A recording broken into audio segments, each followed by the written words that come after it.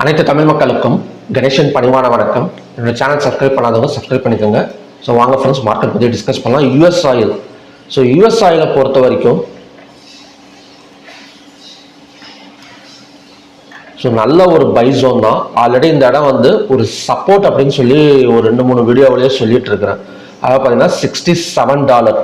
So இது already பார்த்தீங்கன்னா triple bottom support. So again இதே இடம் சப்போர்ட் எடுத்துட்டு மார்க்கெட் மேலே தான் வந்துட்டு இருக்கு.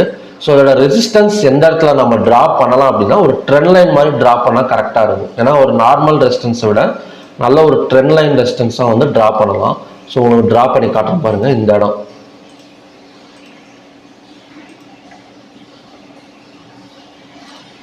ஸோ அகைன் $69, அதாவது பார்த்தீங்கன்னா $69.70 வரைக்கும் மேலே வரதுக்கான ஒரு பாசிபிலிட்டி இருக்குது. மேபி அந்த இடம் ஒரு ரெசிஸ்டன்ஸாக ஒர்க் ஆகலாம். ஏன்னா அதையும் பிரேக் பண்ணால் $72 நெக்ஸ்ட் டார்கெட் யூஎஸ் ஆயிலை பொறுத்த வரைக்கும்.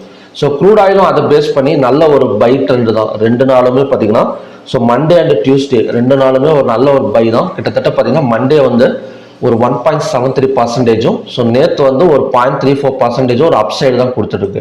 நம்ம ஆல்ரெடி யூஎஸ் ஆயிலில் பார்த்தோம் ஒரு ட்ரெண்ட் லைன் ட்ரா பண்ணி. ஸோ அகைன் இன்னுமே மேலே வரதுக்கான ஒரு சான்சஸ் இருக்கிற மாதிரி தான் தெரியுது.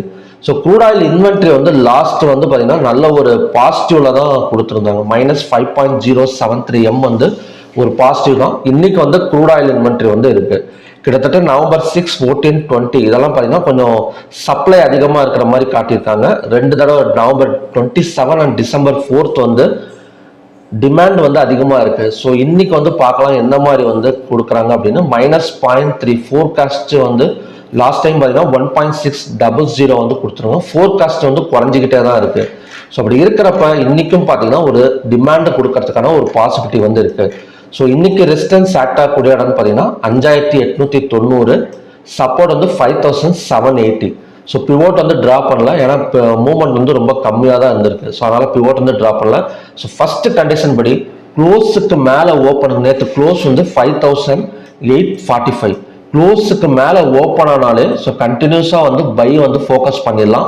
ஸோ அதோட target 5890 first target. So second டார்கெட்டுங்கிறது 5957 செகண்ட் டார்கெட். ஸோ க்ளோஸுக்கு மேலே ஓப்பன் ஆனாலும் கேப் அப் இருந்தாலும் இல்லைன்னா இந்த வெயிட் பண்ணி இல்லை க்ளோஸுக்கு மேலே ஓப்பன் ஆனால் இன்னும் கொஞ்ச நேரம் வெயிட் பண்ணி இன்னும் கொஞ்சம் கன்ஃபர்மேஷன் வேணும் அப்படின்னா நேற்றோட ஹை 5867 பிரேக் ஆனால் கூட நம்ம பை சைடு ஃபோக்கஸ் பண்ணலாம்.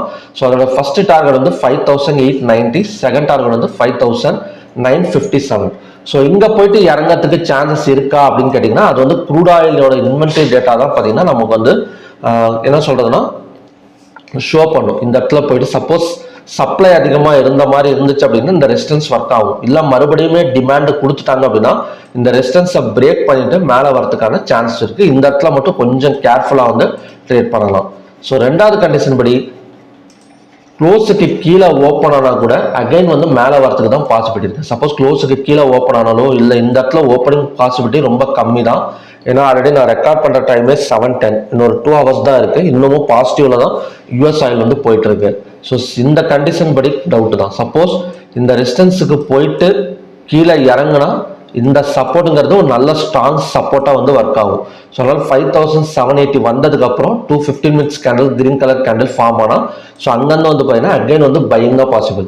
ஸோ இந்த ரெசிஸ்டன்ஸ் ஒர்க் ஆகுமா இல்லையாங்கிறது கொஞ்சம் டவுட் தான். 5890.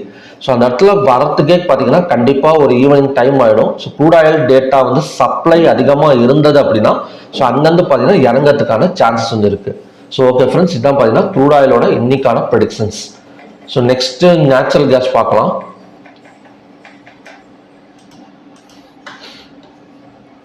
ஸோ நேச்சுரல் கேஸை பொறுத்த வரைக்கும் ஒரு என்ன சொல்றதுன்னா ஒரு ஹேமர் கேண்டல் தான் க்ளோஸ் ஆயிருக்கு. ஸோ ஹையாக பிரேக் பண்ணால் $3.21 வரைக்கும் வரதுக்கான சான்சஸ் இருக்கு. ஸோ ஹேமர் கேண்டல் க்ளோஸ் ஆயிருக்கு. எக்ஸாக்டாக உங்களுக்கு பார்த்தீங்கன்னாலே தெரியும் 260.5 நம்ம support lines.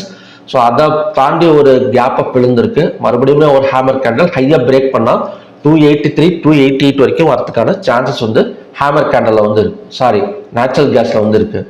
So gold and silver கண்டினியூஸாக பை தாங்க. நம்ம ஆல்ரெடி பார்த்தது தான் இது. எடுத்தோட பார்த்தீங்கன்னா கோல்டெல்லாம் பார்த்தீங்கன்னா எக்ஸாக்டாக சப்போர்ட் ட்ரா பண்ணியிருக்கேன் பாருங்க 2.546.